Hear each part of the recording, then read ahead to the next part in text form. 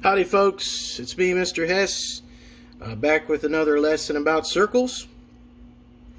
This next lesson is the equivalent of section 9-8 in your textbook, and we're going to talk about the equation of a circle. And you can see here I've got a formula that I've written on this board that is the general formula for any type of circle that we might draw.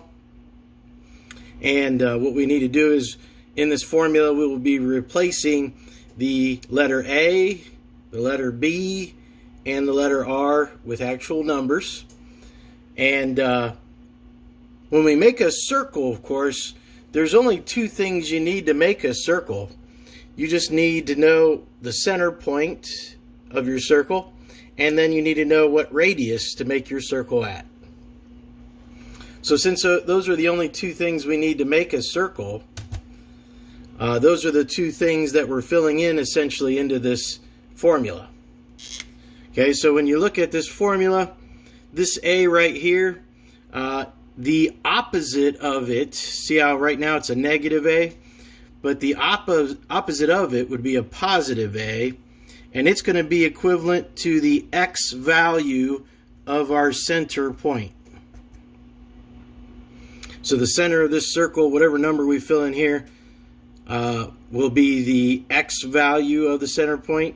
And then over here where the B is, if we do the opposite of the B, so instead of a negative B like they have here, a positive B would then be the y value of our center point.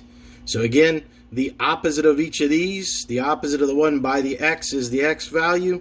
The opposite of the one by the y is the y value. But make sure you're doing the opposite. So instead of negative A and negative B, now I have positive A and positive B down here. The radius was the other thing we need to know in order to make a circle. And as you probably have already figured out, the letter R here is representing the radius. And in the equation though, notice that that R gets squared. It's over here on this side of the equation, and it's being squared. Okay, so as long as we know those two things, we can go ahead and make an equation for the circle. Alright, so now let's take a look at the examples I have here. Let's start with this circle up here.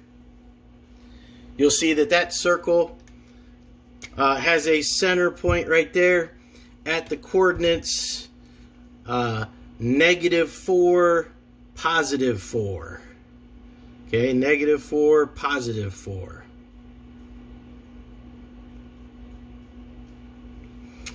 Alright, so when we go to write the equation of that circle, if our center point was at -4 and +4, then when we go to fill in the equation, we're going to have the opposite of the x value first. So again, our x value was a -4 there. So I'm going to put a +4 here. Okay, don't forget to square this. Believe it or not, the equation of a circle, as you may have noticed, is based on the Pythagorean theorem. Remember, the Pythagorean theorem is a squared plus b squared equals c squared. Okay, well, all of this would be equivalent to the a part in the Pythagorean theorem. All of this would be equivalent to the b part in the Pythagorean theorem. And the radius, as you can see then, is your c in the Pythagorean theorem. Alright, so if we continue to fill this out, remember the other coordinate of our center point, the y coordinate was +4. So that means here in our equation, we'll do the opposite of that. So we'll put a -4 here. And again, don't forget to square it. Okay, the last thing, we look at our picture here, and we try to figure out what was the radius of this circle. Well, this one's pretty clear. It goes 1, 2, 3 units, you could say, straight up that direction, or even 1, 2, 3 units that way. You can see the radius is 3.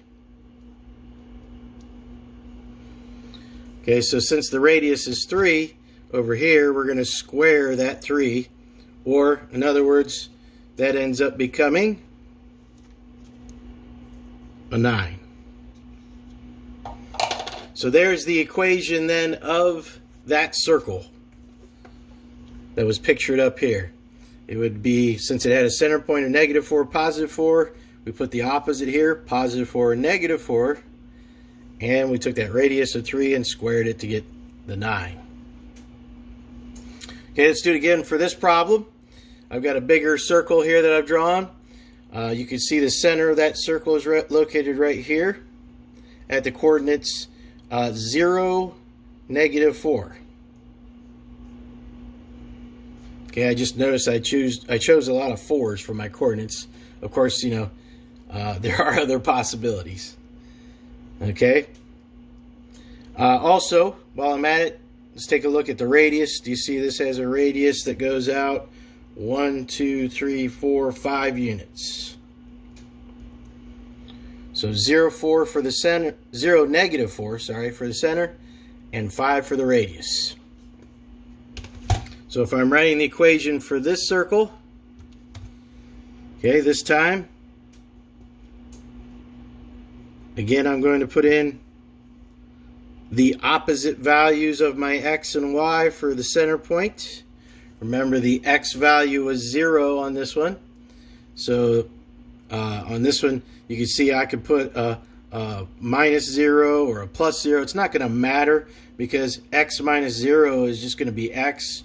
So this is really just going to be x squared on this one. Okay, and then the opposite of my y value is going to go here. My y value is -4, so I'm going to put a +4 here.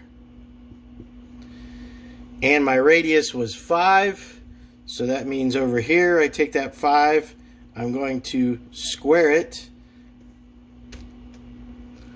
And 5 squared, as you can see, is 25. So this one looks a little bit different, a little bit unique compared to the one up above. You know, the one up above, you had numbers in front of, or right after the x here and right after the y here. On this one, you don't see a number after the x because it was a 0. But that's the only reason. You know, normally there would be a number inside of the parentheses here. But because that was a 0, you know, if you take 0 away from x, you're just left with x, and x squared is x squared. Okay, so there you have it. That's how you find the equation of a circle based on a circle that you might have been given already. You know, as long as you know the center point and the radius, you can write the equation of a circle.